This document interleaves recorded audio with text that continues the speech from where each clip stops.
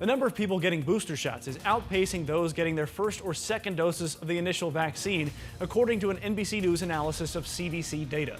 The analysis found the booster boom is contributing to a modest increase in COVID vaccinations this month. And of the 6.7 million shots administered, nearly 2.7 million were booster shots. But with so much information coming out by the minute surrounding the boosters, it can be hard to keep up.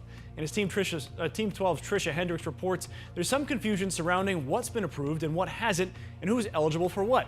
So she went to sort it all out.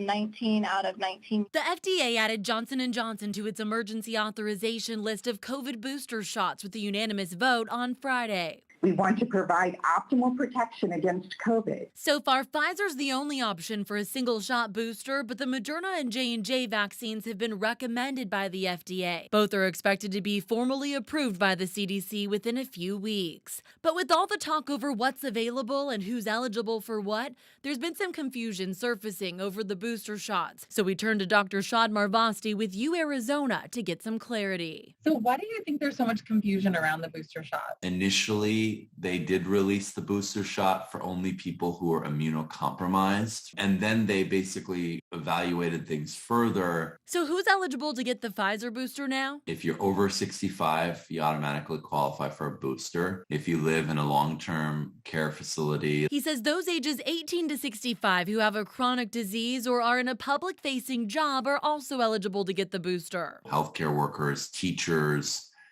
grocery store workers. Those eligible can get the Pfizer booster 6 months after the second shot. And Dr. Shad says you can get a booster at the same time as the flu shot, but he recommends spacing them out a few weeks, getting the COVID vaccine first. COVID is much more deadly. COVID has the risk of long COVID, right, which you don't have with the flu. And the COVID vaccine is much more effective than the flu vaccine, above 90%. In Phoenix, Tricia Hendricks, 12 News.